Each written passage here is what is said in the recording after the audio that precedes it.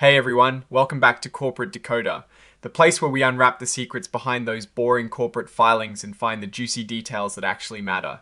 Today we're diving into NeoVolta Incorporated's latest filing to see what is shaking in their world. Did they hit it out of the park or are they striking out? Let's find out.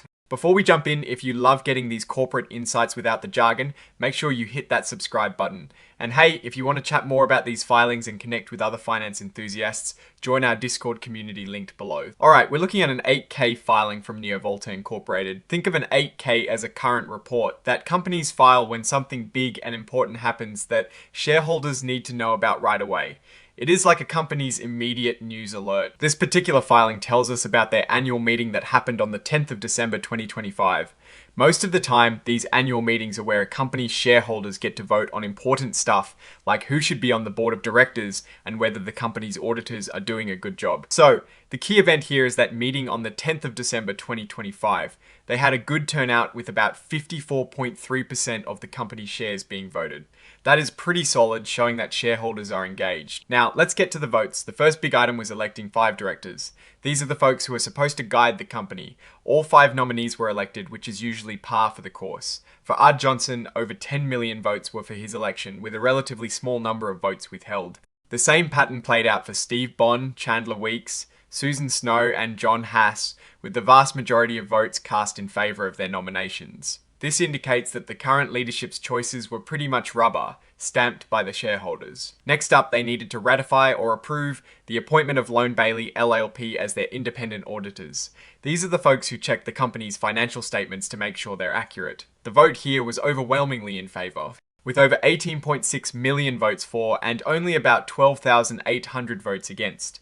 This shows a strong confidence in their accounting firm. No broker non-votes on this one, meaning most shareholders who had shares held by a broker either voted or instructed their broker how to vote. Now, while this filing doesn't give us the hard numbers on revenue, profits, or losses for the most recent quarter, an 8K often follows other filings like a 10Q or 10K, where those juicy financial details live. This specific report is more about the governance side of things, the shareholder votes, and confirming who is in charge and who is checking the books. What we're seeing here is a fairly standard annual meeting outcome. The directors got approved and the auditors got approved. It suggests a company that is running smoothly from a shareholder voting perspective. It doesn't necessarily tell us if the company is doing well financially, but it tells us that the existing structure and their chosen path have the shareholder backing for now.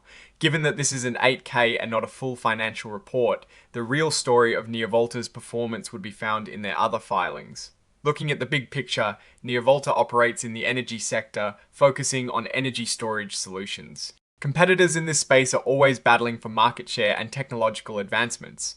A stable board and an approved auditor are foundational for building investor confidence. However, without the financial performance data, it is hard to say if NeoVolta is truly succeeding in this competitive landscape. The key risks for any company in this sector usually involve technology obsolescence, regulatory changes, and the ability to scale operations effectively. Opportunities likely lie in the growing demand for renewable energy and reliable energy storage. Overall, this filing paints a picture of operational continuity and shareholder approval of current leadership and oversight.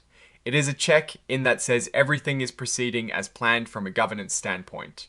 But for us investors, the real action is always in the numbers, and for those, we'll need to look at their other financial reports.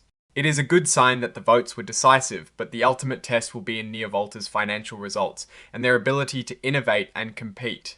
Alright, that is our quick decoder on NeoVolta's latest 8. What did you think of the shareholder votes? Does this filing give you more confidence in the company? Or are you waiting for more financial news? Let us know your thoughts in the comments below. If you found this breakdown helpful, please give this video a thumbs up and subscribe for more in-depth looks at corporate documents. And don't forget to join our Discord community to keep the conversation going. Thanks for watching, and we'll see you in the next decode.